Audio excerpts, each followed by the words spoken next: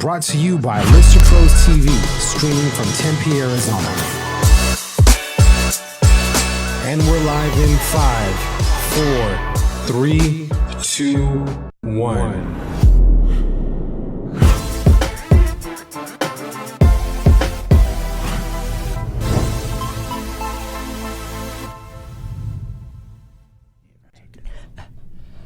Hey guys, Jordan Nielsen here, host of Real Estate Pros on Lister Pros TV, and today we're in our Tempe studio with Noel Pulanco of HomeQuick. Thank you so much for taking time out of your busy day. Sure, thanks for the invite. And joining me on Real Estate Pros. So for those watching that don't know who you are, we'll give you a couple minutes to introduce yourself. Sure, I'm Noel Pulanco. I'm the designated broker for HomeQuick. We have been in business. We're a family-owned business located in Arrowhead area, but we service the whole valley for property management and all real estate needs. We help investors buy and sell. But our main focus is property management. Awesome. I've been a realtor for about 14 years now. I'm the coming in president for 2019 for our local chapter of NARPM. And like I said, we're family owned. We've been in the area a long time. I grew up in Glendale. Awesome. So talk to us, what is NARPM? That's the first time. It's the National Association of Residential Property Managers. Oh, wow. Big, long name. We were just at the conference last week in San Diego.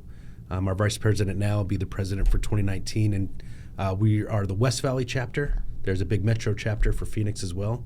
But we basically network, do education, ethics, all kinds of stuff for property managers nationwide. Right. Affiliates too. Yeah, awesome. And actually, when I first got licensed as a real estate agent, that was like, I want to do property management. I think everybody gets into the business for some reason or another, and then they find their way about so I turned into media, right? But let's talk a little bit about how was property management what you started to do, or how'd you do it? I actually started as a leasing agent, and at the time we grew a company to about 2,000 doors, and we were doing a lot of sales. My first sales as a realtor were with new builds. That they were actually begging investors to buy. They were paying huge commissions because the market was about to crash. Fortunately, most of those investors and a lot of people lost their homes then. And then we were really in a good time for property management because it just exploded. We left that partner, grew another company, and in 2 years had 600 doors under management. That was in 08, 09-ish. And just really exploded, grew the company really fast, and then we split with a partner again, and we're full family owned now. And trying to grow again. Market's a lot tougher. There's a lot of industrial investors here, corporate companies that own a couple of thousand doors. And they've used us and probably other managers that are watching this come in, learn your systems, and then take it in-house and do it themselves as they're acquiring 500 to 4,000 doors. But there's still plenty of single-family homeowners out there that are either managing it themselves or don't know how to do it.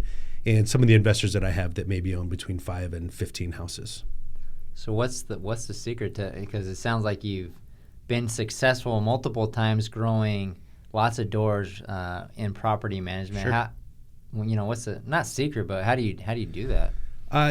Experience helps. So when we grew the second company right after the crash, a lot of agents that were dying on their resale because they couldn't make any money, nobody was buying homes, fell into property management. And if you watch the ADRE convictions and complaints, a lot of those people had a lot of issues. They didn't know what they were doing. So experience is really key. Being members of NARPM and educating yourself, staying on top of the newest trends. We use a lot of technology as well. But really, you got to know what you're doing. You can't. There's a lot of realtors that try to do property management or help out a client by either trying to lease it or hiring a vendor or something like that. For one, that's a violation. But for two, if you really don't know what you're doing, you should, hire a professional to do it. We love referrals. Agents that want to do tons of sales shouldn't do property management if that's their focus. I think if you really want to get into property management, go in full steam, learn everything you can, network, educate yourself, make sure you're doing it right. So obviously part of the equation to growing a successful property management is your processes and your customer experience. Sure. So what are the things that you have in place that make you far better than that property manager down the street? Well, for one, I meet everybody I sign up with. My name's on the door too, so they can always reach me. But we answer the phones 24/7. Our software really helps make sure that we don't lose communication. Communication is the number one complaint I hear from people that are firing another property manager. They just, for whatever reason, people get too busy, don't get back. If your phone's ringing 1,000 times a day for people trying to check out houses, it can be hard to call an owner back. But call your owners back. They're what thrive your business. So communication is always the number one way to keep people happy. And we've got tons of positive reviews online. We chase those. We try to make sure people stay happy. So are you finding in 2018 you're seeing a lot of new clients that were with existing property management or new investors picking up properties? And then I won't say just for 2018. That's been my experience throughout my career doing this. People, our agreement ends at the end of the year. End of the year, a lot of people shop for new property managers, so we'll always see it around this time of year. 2018 is a little bit different. The last 2 years have been a little bit different for growth because a lot of people's credit has bounced back after the crash. So now people are buying again. Also, some of our properties that we manage, I call our disgruntled landlords, or didn't want to be an investor type owners. Their equity is back now, so they can now sell their house again, where they were underwater for a while, had to rent it out, either because they moved or moved into a new house. For whatever reason, they weren't able to sell. The market's bounced back enough that their value's there, they can now sell. So we're selling a lot more than we're signing up now, but I think that trend will change. There's tons of investors shopping. I mean, anything under $250 right now that's a decent house is probably getting multiple offers still. But those times will change, and investors are coming back in, and they're always looking for new management. So are you seeing some trend? So you were a property management prior to the decrease in 07, 08? Yeah, I started in 05, so right at the tail end of the surge where people were just buying everything. Right. I had an investor buy, not me personally as his agent, but with our team, bought 9 properties in Powder Ranch, 9 in 2 weeks, I think he bought. Cashed in all of his gold, bad mistake back then, and bought all his houses, then lost all his houses, then gold skyrocketed. So there's never a crystal ball. There's some people worried it's going to crash again. I don't think it'll crash like that. We might plane out a little, maybe get back to a normal growth. But I, knock on wood, I don't see a crash happening again. Are you seeing people comfortable again? Because I think that left a bad taste in a lot of people's mouth after, I bought all these rental properties and the market crashed, obviously, back then. But are you seeing people being more hesitant to have investment properties? Maybe. It could just be that the market share is down a little. I mean, investors from California still think our prices are fantastic, right? Local investors here are a little bit slower. Some are selling off because, I've got clients I sold a bunch of houses to in 07, 08 that have made $100,000, $150,000 on each property. So they're happy to sell now and get out. Yeah. But another big factor is rents have gone up a couple $100s in the last 2 years too. So as prices go up and the rents have come up, it's kind of balanced out. So they're still out there. They know that Phoenix is a good area. I think it always will be, as long as our job growth keeps going. And the weather doesn't change here, which I don't see happening. People will always be interested in buying here. There's a huge tenant pool, so it's always easy to rent a house. As long as it looks good and is priced right, you should be able to rent it in a week or two generally.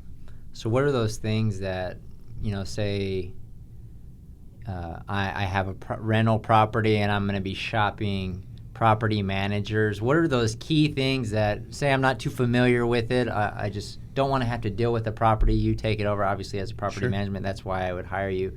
What are those things that those property owners should take into consideration when shopping around? Because obviously there's people that probably do it for $10 a month or whatever, but maybe the experience is bad or whatever. What are the things they should look for? I love and hate online reviews. I love them because I've got great owner reviews, but you can say whatever you want online.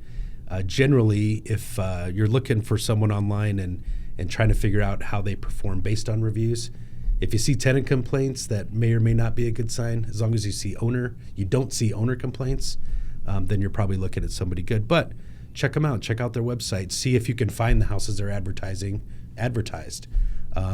Call and ask about a property. See how they interact with you. But generally, call and talk to them. See how comfortable you feel. Mm-hmm. And what's the trick to getting good tenants into properties? Because I think that's a big piece of that. The property managers play, right? Sure. So they could not vet very well and then just throw anybody into your property. What does that look like for HomeQuick? Well, I'm pretty sure that everybody does pretty much the same type of background check. maybe how you evaluate that background check that makes the difference. I try to look at why their credit score is what it is. I don't care about old school loans. If you lost a house 5 years ago, I'm not too concerned. If you're not paying your car, your cable, your cell phone, stuff that people use every day, I'm a lot more concerned. And we want to make sure they make 3 times the rent. They've been in the job for a while. Interview them, talk to them. Don't just blindly accept an application. If they park their car in the driveway or in your parking lot, walk outside and take a look. If their car's trashed, the house will probably look the same. So there's a lot of tricks, but people are always going to put on their best face when they're applying for a house. We're great. Our dogs don't make a mess. Our cats are the best trained ever. You hear all the same stuff. So it does take some experience. I mean, you have to have done it a few times. The first lease I ever did turned into a disaster, but that's about 1,000 leases ago. So you learn as you go, but you got to interview them and really check the paper trail only goes so far. You really got to talk to them too. So where do you see rental trending going from here? Obviously, you mentioned it's gone up a few $100. Yeah, it's gone up, bigger than I've ever seen in the 13, 14 years I've been doing this. So again, just like with the resale market, I don't think it could go a whole lot higher, too much faster, but rents are up, which is good. So we may have plateaued a little bit on that. It seems like the last month or so it slowed down a little on the speed of getting homes rented, but still anything under $1,500 a month, if it's in pretty good shape, it should rent fast. There are a lot of houses now that are rentals that are over $2,000 a month, which is something I never saw 10 years ago. It was very rare. Something like that you would think a celebrity was going to rent, even though those are realistically $4,000 rentals. But above $2,000 rentals is a moving market as well. I mean, I'm able to rent that stuff pretty fast now too, which is just a testament to the economy and the market. So if an investor is looking to invest in properties here in the Phoenix area, what are those things that make properties enticing for rentals, or things that are pulling more returns for owners, right? Maybe no pools or whatever that would be. It depends on the type of return you're looking for. So generally, new investors learn about cash flow and how does it pencil, right? So, but I think you have to balance that with appreciation. A nicer house is going to appreciate at a higher rate. It may not cash flow as much on the rent because those margins will close a little bit. A house that rents for $1,200, let's say in Avondale, might be cheaper to pick up, but your tenants won't be the same as a house that rents for $2,000 in Arrowhead, right? And that house in Arrowhead's going to appreciate better too.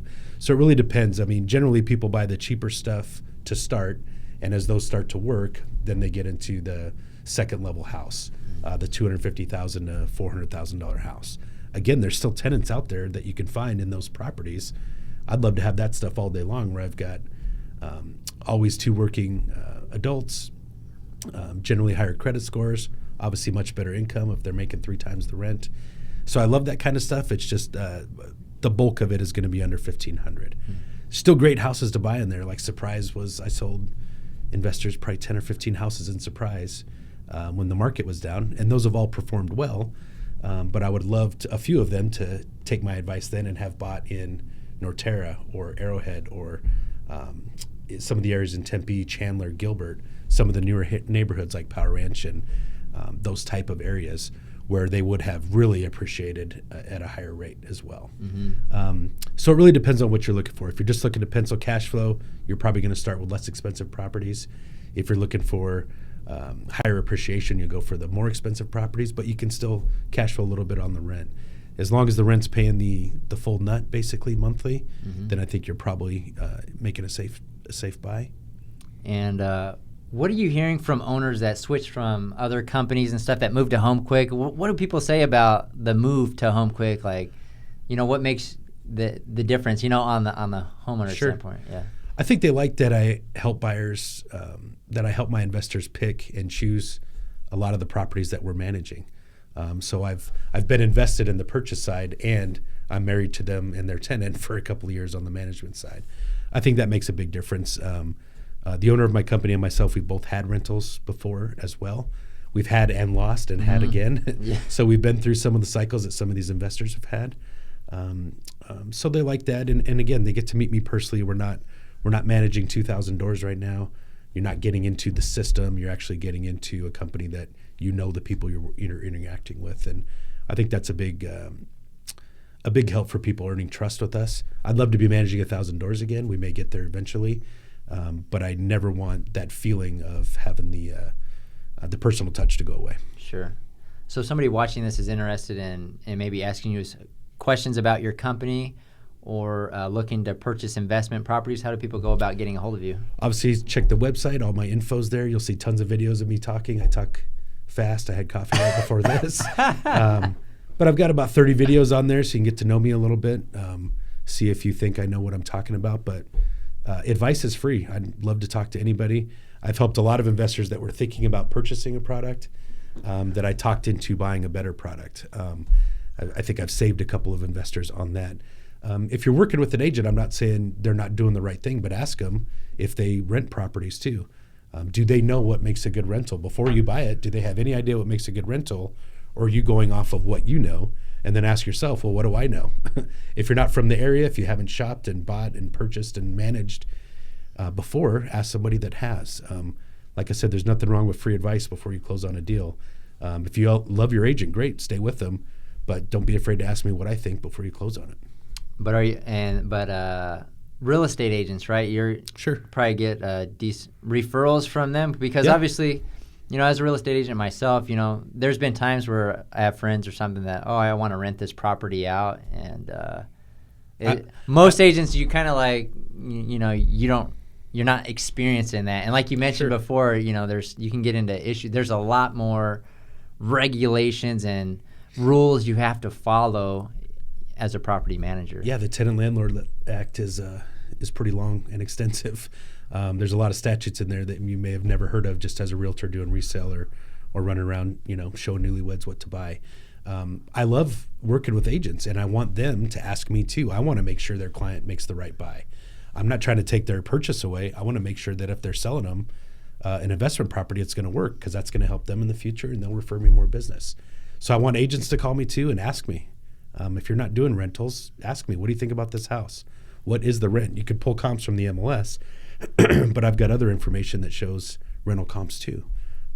Ask my opinion on a 2-story versus a single, or a 3-bedroom versus a 4. I want you to get help your owner get the best deal. Sure. Because if you're referring to me, I want to make sure it's a good house. Right. Awesome. Well, thank you so much, Noel, for taking time out of your Sure. busy day, joining me on Real Estate Pros, and we will see you guys on the next episode.